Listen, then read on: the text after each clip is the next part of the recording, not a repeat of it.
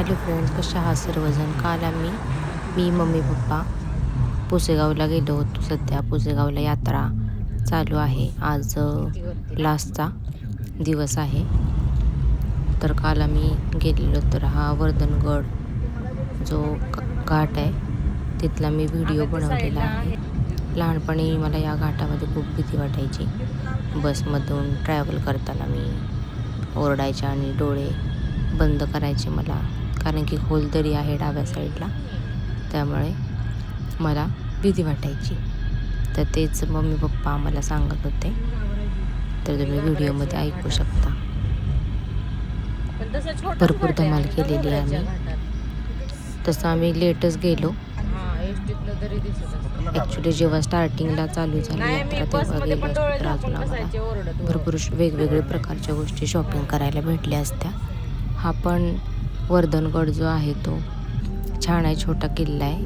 ते नंतर एक मंदिर आहे पुढे या रूटने जाताना कोरेगावच्या अलीकडे.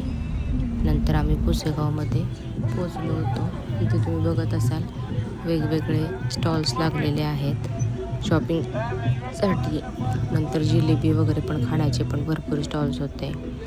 आत्ता विंटर सीझन चालू आहे तर स्वेटर्स वगैरे, ब्लँकेट्स, नंतर कॅप्सच्या वगैरे असतात त्या पण होत्या. मग एका ठिकाणी पप्पाने गाडी लावली आणि ते बसले गाडीमध्ये.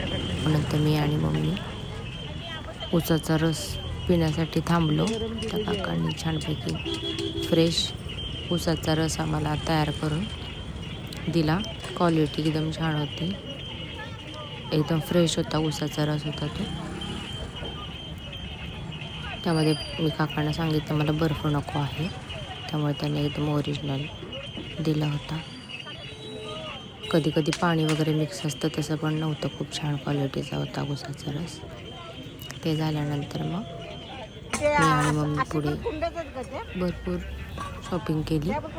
मम्मीला गार्डनिंगची खूप आवड आहे, त्यामुळे तिने कुंड्या वगैरे घेतल्या भरपूर. आणि जे काही घ्यायचं आहे त्या वस्तू सगळ्या 20 रुपयाला होत्या.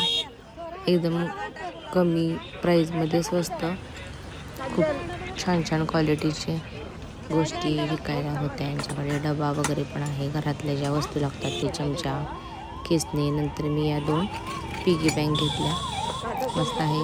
स्माइली आहे एक, आणि एक आहे ते कासवच्या डिझाईनमध्ये आहे. बघू मी आता यामध्ये किती सेविंग करते. प्लॅस्टिकचे आहेत हे, त्यामुळे आपल्याला पूर्ण झाल्यावर ते फुल ते कट करूनच काढावे लागणार आहेत. मग नंतर मम्मीने मला सांगितले जे काटे चमचे असतात ते देखील घ्या आपल्याला. मग ते पण आम्ही विकत घेतले.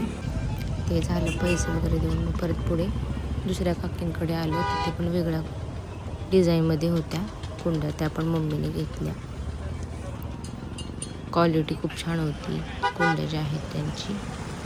नंतर पुढे एका ठिकाणी चटई वगैरे असं घेतलेलं आहे. आणि नंतर मम्मीला बटाट्याचा खीस वगैरे करायला अशी एक किसणी हवी होती, तर तिने घेतली. मी तिला म्हटलं लाकडाची घे, लाकडाची जरा चांगली वाटेल, स्टीलची असते ती, परत तिरकी वगैरे खालच्या साईडने बेंड होऊ शकतो म्हणून मी तिला ते घ्यायला लावले. मम्मीने ती एक डिझाईन दिसते ती देखील बॅग घेतली. ती पण फक्त 50 रुपीजला होती. असं खूप सारं आम्ही शॉपिंग केलं. त्यानंतर घरी परत येण्यासाठी रिटर्न निघालो. तर खूप संध्याकाळ झाली होती, इव्हिनिंग टाईम तुम्ही बघत असाल.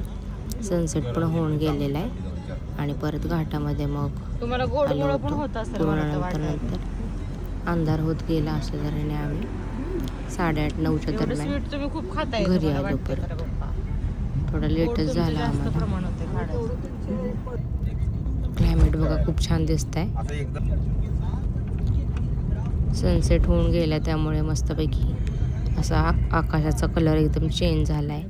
नंतर आम्ही सातारमध्ये आलो. बॉम्बे रेस्टॉरंट चौकातला हा व्हिडिओ मी शूट केला आहे. तिथून टर्न वगैरे घेतला, पुढे आलो.